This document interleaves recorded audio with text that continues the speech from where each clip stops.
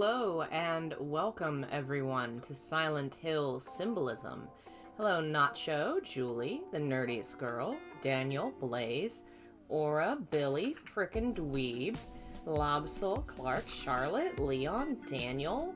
Hello everyone. Blaze says, I must play Outlast and Condemned Evil Origins. Criminal Origins, I believe is what you meant. I did recently stream that game. I adore it to pieces. Outlast, I'm working towards playing at some point. But that's neither here nor there. Today is a discussion about Silent Hill, of course. This is a video request from someone who asked for a commission to discuss the monsters of the first Silent Hill game. Thank you for your support. The monsters of the first game are really unique compared to the rest of the series. It's the one and only time we will see monsters created from the psyche of someone who is not the protagonist. And in fact, they are monsters created from the mind of a child and not from psychological damage so much as from the imagination. They are monsters, they are damaged creatures, because Alessa herself has been hurt and tormented and has begun to see the world in such a dark light, but they aren't representations of psychological damage. The way that monsters... I hope everyone else can hear me, and it's not... Okay, good. The way that monsters from Silent Hill 2 and Silent Hill 3 can represent specific fears and traumas of the main characters, the first game is quite different. You can divide the monsters of the first game into two kinds. Monsters that are humanoid and represent how Alessa saw specific groups of people, and monsters that are animalistic and represent creatures that Alessa recognized from fiction. It is described in the game that she is an avid reader. She read The Lost World, she read Alice in Wonderland, many different books, which obviously seem to have a influence on the creation of the monsters in the world. The flying dinosaur-like creatures are from The Lost World. The dog creatures are probably representative of experiences she may have had with actual dogs. The monster in the basement of the school specifically came from a fairy tale which she read, which you can find in the school itself. This is very similar to how in Silent Hill 3, many of the different experiences Heather has comes from her perception of fiction. There is the written word possibly is the best way to say it. Heather reads an article about a ghost that pushes people onto the subway, and then she experiences that same event. If you do not read the article, it does not happen. There is a monster in the sewers, and if you read a note nearby, it says, I should have believed in the urban legends, again implying that certain creatures in Silent Hill exist solely because people believe in them. And a lot of the Silent Hill 1 monsters really come across as creatures that Alessa believed into existence. Monsters from fairy tales and inspired by her own fears. There are a lot more humanoid monsters than there are in most Silent Hills, because Alessa had experience with a lot of people that were monstrous. The little small children kind of monsters, the mumblers and creatures in the school who have basically a distorted human shape but will attack with sharp knives or with grabbing at your character, represent how she felt at school that the other children were aggressive and violent towards her, that she did not feel safe there. Some of the monsters are not actually harmful.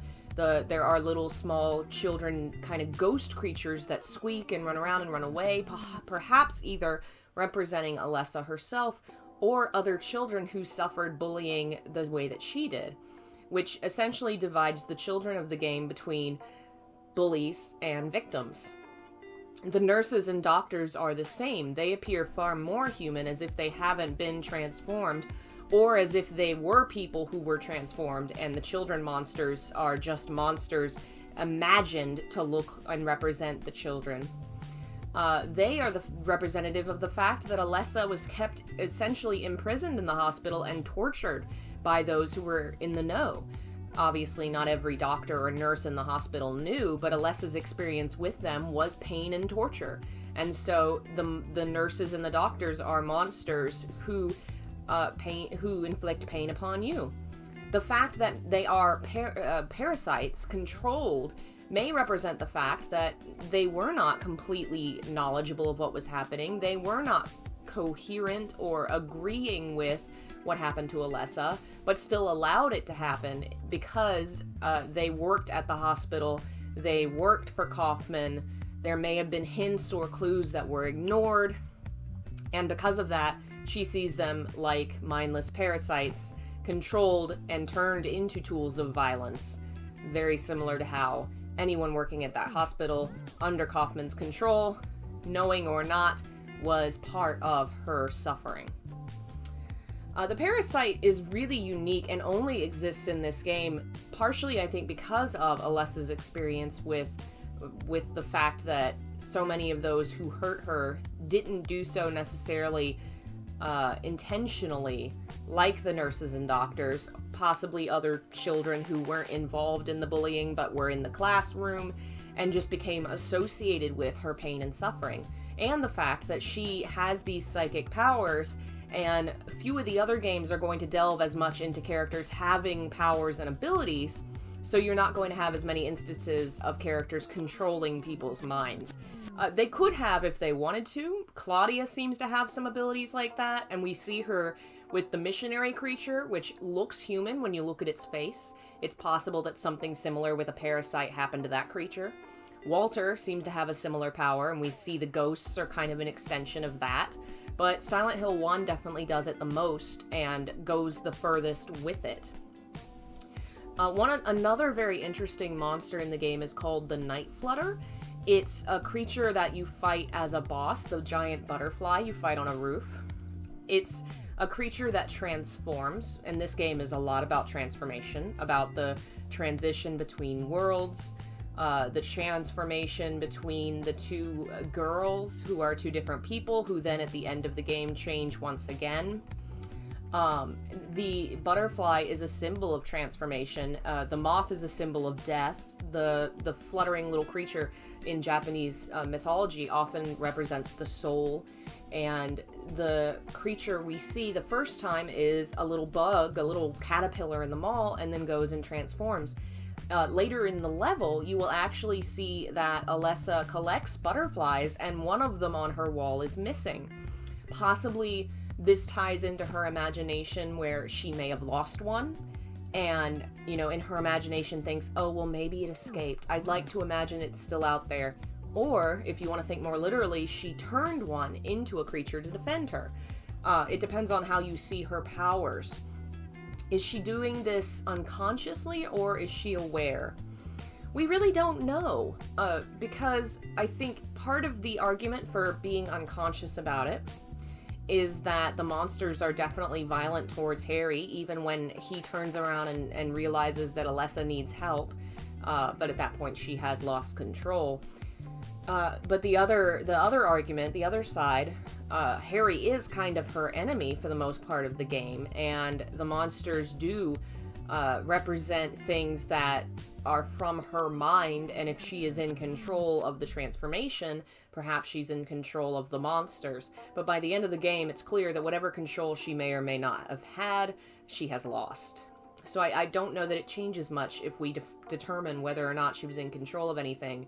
It's obvious that it comes from her mind. And I think that also tells us why Lisa, the only nurse in the hospital that was gentle and kind and decent to Alessa, is the one that still appears human and stays that way for the longest time. And it isn't until the end when she says, I'm just like them, when her own self-perception changes, that she becomes monstrous. Still not a parasite the way that the other monster nurses are, but in some ways monstrous because she perceives herself that way.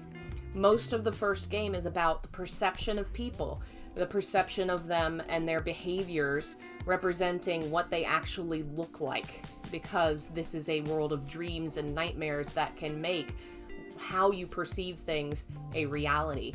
and it all comes from Alessa's mind and her experiences.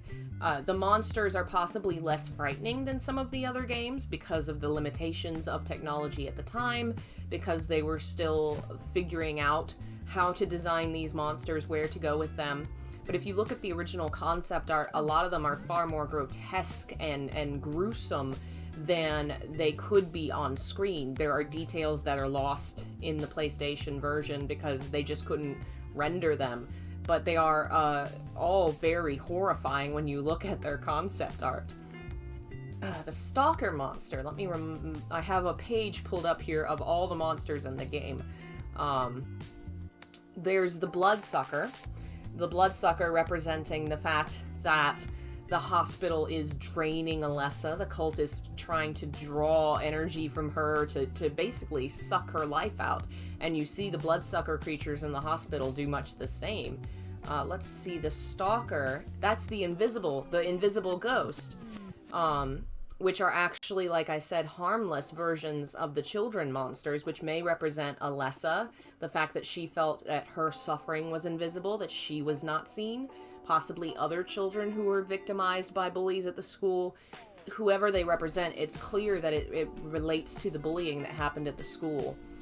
Another interesting creature is, of course, the Incubus, which I have a video on in the playlist, and the one thing I wanted to touch on here that I think ties into Silent Hill 1's monsters is that at one point in the series we see the Incubus as it's drawn in a book. It may be in Downpour, but the image, even though it's kind of a little bit meta, having it in a book, I like the idea that implies that possibly Alessa saw it in a book and again brought it to her life in her mind. All of the monsters of Silent Hill 1 really feel like something that she is having this waking dream and we are experiencing it with her. And all these creatures are creatures she has seen in her imagination or the way that she has perceived the world around her. Violent and dangerous and unfriendly because her life was so very difficult. Let's head over here and see if we have more questions. Do I believe Lisa got stuck in Silent Hill? I honestly believe that anyone that didn't leave the town successfully is probably still there. We have no way of knowing where or what happened to them, but we have seen so many instances of people that end up trapped there in many different versions of the lore, from the comics to the games themselves, that I think those people really are probably trapped. If they have not found some form of peace or managed to pass the test as it is, that they probably don't escape. I think Maria's a good sign of that, because we see in Silent Hill 2, Maria is killed so many times, but she just keeps coming back. And I kind of wonder if that isn't what happens to anyone that's in the town and hasn't done what it is that they're supposed to, or hasn't learned the lesson that they're meant to, served the purpose, if they just keep continuing this cycle, which would kind of tie into Japanese folklore and belief in, cycles and the returning and trying to escape the cycle, which a lot of the games do. Let's see. If anybody has any other questions, throw them in the chat. I'm going to scroll back up and see if I've missed any. Did Lisa live in the basement or go in shifts? It's implied that Kaufman used her drug addiction to basically lock her in the basement and forget about her. And more than likely, in my opinion, she probably wasted away and died down there, and that's how she became trapped in the hospital, and possibly also how Alessa saw she was also a victim and felt bad for her, felt sympathy for her, rather than turning her into a monster like so many of the other nurses in the hospital. Sybil is the Schrodinger's cat of Silent Hill. A little bit, yeah. I feel like Sybil would have, knowing what was going on in the town and the fact that bad things continued to happen, I like to imagine Sybil would have continued to be involved there, might have continued to try and help when things went wrong, and maybe ended up back in the town again, especially because we never hear of her again. That's my favorite interpretation of her, that she helped Harry escape, but returned because other people kept getting in trouble. My question is about the flashback where Alessa and Dahlia talk. What is your question? She discovers she has the power of a mother too. Well, the power of a mother is creation. The power of someone with a womb is that you can create life. And all kinds of esoteric traditions focus on that as being this ultimate magical power, and one of the reasons why female figures are often seen as more magical, the power to create. And Alessa also has discovered she has the power to create. She can create things. She can create this universe that they're in. She can create this world with her mind. And that is the source of the magic that she has, this power of creation, which the monsters of this game are. They are the power of her ability to create and imagine. What she imagines is terrible, but what else could it be, given her life? If I could make a new Silent Hill game, what would I do to improve or add on the franchise? I would want to do a totally new story, and I think even moving further from the town itself would be a good idea. 3 and 4 had played with the idea of Silent Hill themes and ideas outside the Silent Hill town, but we never got to see more of that before this series started to really stumble and have problems because of various issues. I would love to see more of the themes of Silent Hill and its symbolism and the gameplay elements attached to stories that don't necessarily have to be someone guilty travels to Silent Hill or someone wakes up in Silent Hill. You know, things like Walter's story, like Heather being in the mall and then suddenly attacked, those are really, really interesting, and I really like those. Who was in the wheelchair at the last boss fight? So, at the last fight, you see 2 versions of Alessa. One is her soul and one is her body. That's the way I've always interpreted it, that the wheelchair carries her physical body and possibly the other half of her soul, and then the psychic, the astral part of her is the other figure. Thank you, folks who've donated. I think I missed someone else because I was running on a train of thought. Thank you, Pablo. Let's see. There's a theory Dahlia was going to use Walter before we realized she could use Alessa's womb. I like that theory, honestly, given the letter that's in 4 that implies she's looking for Alessa, and she says, how's Walter's progress? I like the idea that the cult kind of had these multiple burner things going on, trying to figure out how they were going to work out this plan, and that Walter was an alternative at one point. Claudia may have been an alternative. There's a note where Claudia says, I read this book about how to bring about God or something, but it was too awful, which kind of sounds like they tested her to see if she would be willing to go down one of these paths, and she wasn't. And I think there's enough little hints there to connect that and say that Alessa and Claudia and Walter were all attempts at summoning the god. What do you think happens to Sybil? I really like the idea that she does survive. She helps Harry leave, but the fact that we never see her again is because she goes back into the town at some point and doesn't make it back out. Oh, thank you, Luck at You. I'm glad you like my videos.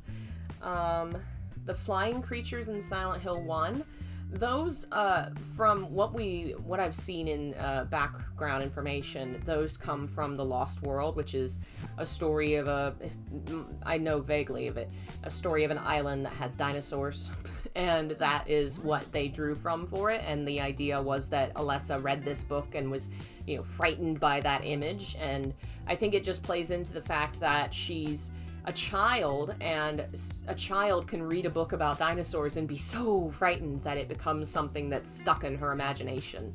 The same way that the dogs might come across as really frightening to a young kid, and so now there's a dog monster in the town representing some experience she had where it took her off guard and frightened her.